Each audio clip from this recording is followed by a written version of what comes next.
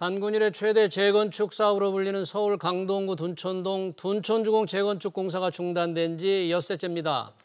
현장에서 일하던 3천여 명의 근로자는 하루아침에 일자리를 잃었죠.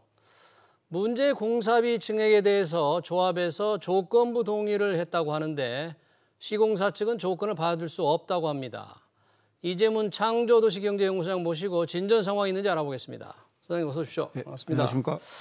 자, 사상 최대 규모 재건축 사업 저희 경제원장 오늘에서 몇 차례 전해드렸는데 지금 공사가 중단된 지 엿새째. 어떤 피해가 우선 지금 벌써 생겨나고 있습니까?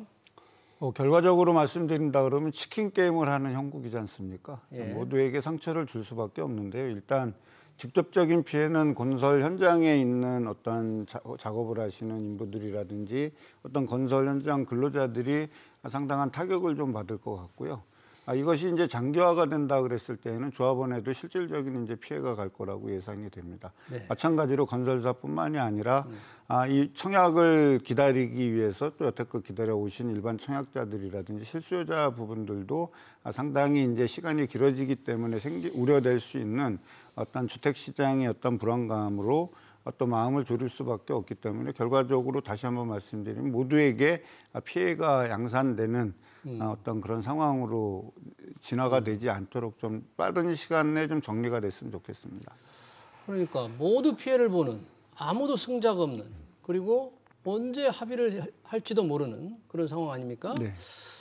그런데 문제 그 공사비 증액을 조합 측에서 그 증액을 취소하는, 그 계약을 취소하는 안건을 통과시켰다면서 총회에서. 네. 그러면 시공사업단, 네 곳의 건설회사들, 시공사들과 합의할 가능성은 이제 물 건너간 겁니까?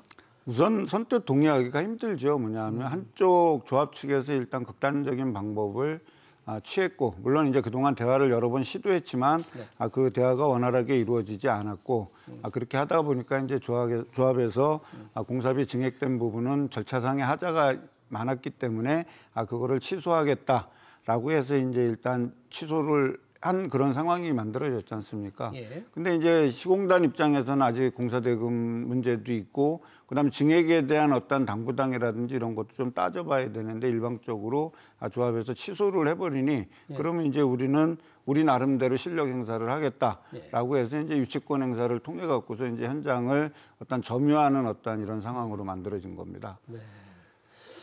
그리고 저희 그 SBS BG에서 보도도 했지만 조합이 시공사에 대해서 이제 그 자재를 좀 고급화하고 공사비 증액 근거 자료를 제출하면 공사비 증액을 인정하겠다. 그 인정하기 위해서 연석 회의를 하자.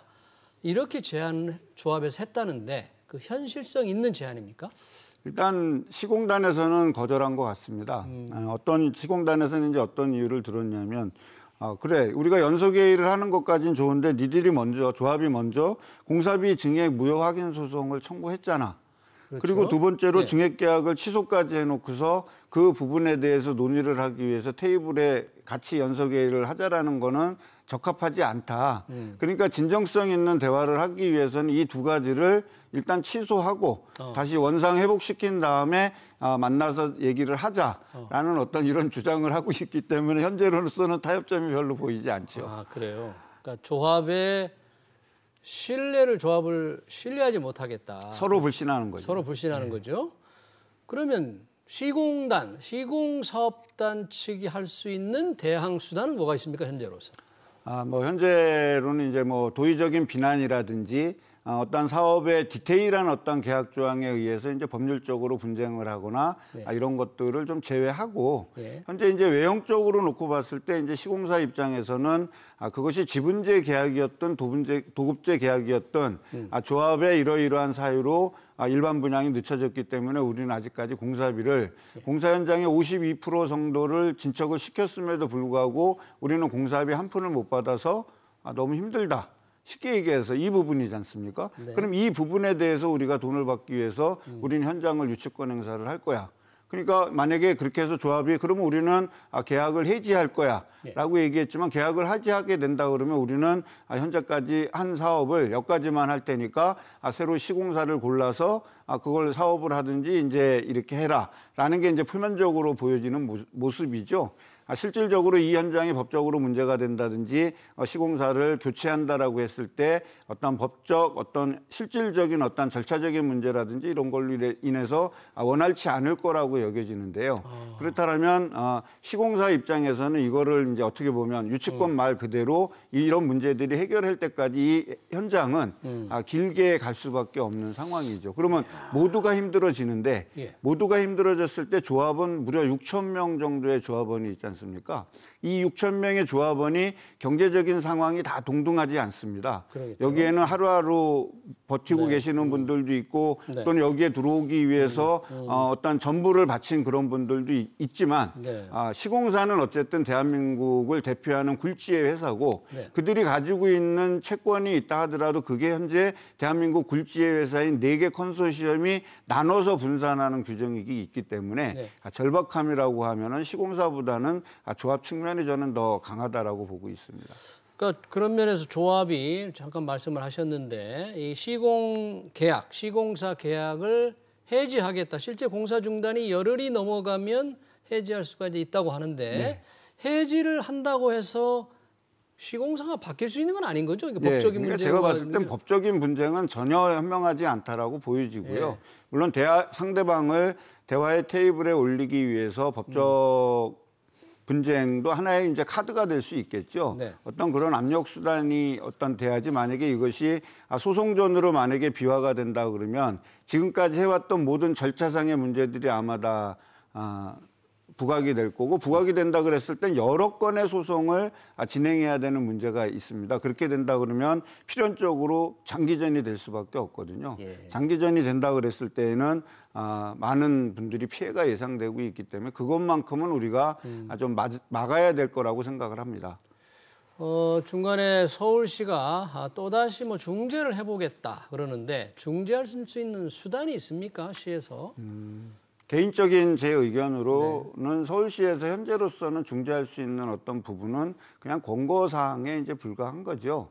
이제 조합 측에서 얘기하기에는 우리가 어떤 이 결의 무효 확인 소송을 한 것도 코디네이터 서울시와 국토부하고 이제 이런 쪽에서 나섰던 중재인들인 코디네이터들의 권고대로 이렇게 했기 때문에 우리는 소송도 하고 있지만 협상 테이블을 끈을 놓지 않을 거다라고 이제 얘기해서 현재까지 움직여지고 있는데 추가적으로 이거는 조합하고 시공사 간의 양 당사자 간의 갈등이지 않습니까?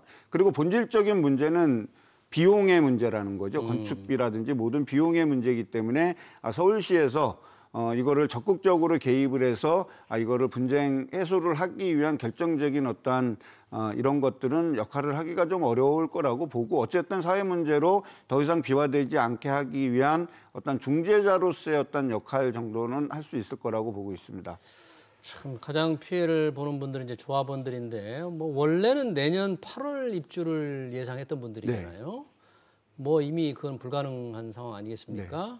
계속 늦어지면 조합원들 금전적인 부담은 얼마나 지금 더 늘어나게 될까요? 그러니까 작년까지는 이제 이주비라든지 이런 대출 이자 부분을 이제 조합에서 부담했었습니다. 조합에서요. 근데 이제 올해부터는 누가 부담하게 되면 조합원이 부담하게 돼요. 올해부터요. 조합원이 이제 부담하게 되면 아무래도 경제적인 부담이 가중되는데 이제 금리가 인상되지 않겠습니까? 이제 그렇게 된다 그랬을 때는 대출을 순환시키는데 조금 문제가 있을 것 같이 보여지고요. 그다음에 이제 사업장이 흔들리게 되면 금융에서는 돈을 빌려줄 때 금리를 조금 더 인상시킬 수 있는 우려도 있다라는 겁니다. 거기에다가 이제 현재까지 사업이 지연되고 어떤 사업 방식의 어떤 채택으로 인해서 지분율이 이제 좀 많이 낮아졌습니다. 그래서 조합원의 추가 분담금이 조금 늘어난 상황이거든요. 그러니까 이번에 한 6천억 정도 인상시키면서 결과적으로 봤을 땐 조합원의 추가 분담금이 한 1억 원 정도 증가가 됐는데 1억 원씩 늘어났어요? 네, 증가됐습니다. 근데 이제 이렇게 된 상황에서 또 소송이 벌어지고라는 사업 지연으로 인한 어떤 지체 상금 문제, 그다음에 이제 이런 문제들이 종합적으로 불거지게 된다 그랬을 때는 조합원의 부담은 직접적으로 증가할 수밖에 없습니다. 그러면 뭐 조합원들의 피해가 심각한데 시공사업단 4개의 건설회사 현대건설, HDC 현대산업개발, 대우건설, 롯데건설 건설회사들 피해도 꽤 크겠죠? 네, 피해도 당분간은 있을 수밖에 없습니다. 또한 이미지 실추라든지 어떠한 이런 부분들은 이제 건설사가 이제 감내할 수밖에 없지만 감내할 수 없겠지만 그렇다 하더라도 건설사가 지금까지 해온 일에 대한 어떤 그런 부분에 대해서 아직까지 비용을 못 받고 있기 때문에 그런 부분에 대한 이제 어떠한 뭐 호소 측면이라든지 이런 것들은 좀 당위성이 있다라고 보여집니다. 만약에 조합과 시공사업단 간에 합의가 이루어진다면 합의가 이루어져도 공사를 재개하는데 이렇게 시간이 좀 걸립니까? 다시 공사를 시작하는데요? 최소한 한 6개월 정도는 잡으셔야 될 겁니다. 합의가 이루어져도 이미 장비도 철수했고 그다음에 이제 어떠한 이런 부분들이 단순하게 6천억 증액으로 통해서 바로 공사가 시작되는 것이 아니라 소송의 취하 문제, 그다음에 이제 추가로 앞으로도 또 발생될 수 있는 어떤 비용 문제라든지 이런 것들이 좀 복합적으로 좀 이게 논의가 돼야 될 것 같기 때문에 이제 그런 부분들을 감안한다 하더라도 한다라면 일단 기간이 지연되는데 이제 이거를 좀 줄여주기 위해서 이제 서울시라든지 이런 역할들이 필요하겠죠. 협의는 협상 테이블에서 원론을 정해놓고서 끌고 나가되 공사는 빨리 재개하는 방법으로 해서 입주 일자를 최소화시키는 부분. 이제 이런 부분들이 조금 고민이 많이 담겨야 될 거로 보여집니다. 이게 총 12,000세대를 지금 분양하는 건데 합의가 늦어지거나 아니면 무산되거나 그러면 내년 서울 아파트 입주 시장 큰 타격이 좀 예상되겠네요. 네, 이제 재건축 사업에서 항상 이제 우리가 얘기하는 문제점 중에 이제 하나가 뭐냐면 착공 이후에 아니면 또는 사업 계획 승인 이후에 많은 시간이 필요적으로 불필요하게 이제 소모가 너무 많이 된다라는 거죠. 이게 이제 조합원의 이익과 시공사의 이익에 대한 어떤 제도적인 장치가 완비가 돼 있지 않기 때문에 당사자 간의 어떤 싸움이나 당사자 간의 이권 투쟁으로 비춰줄 수 있는 그런 문제들이 항상 상존하고 있습니다. 그래서 이번 기회에 그런 부분들은 조금 개선을 할 수 있는 그런 방향이 좀 만들어져야 될 것 같고요.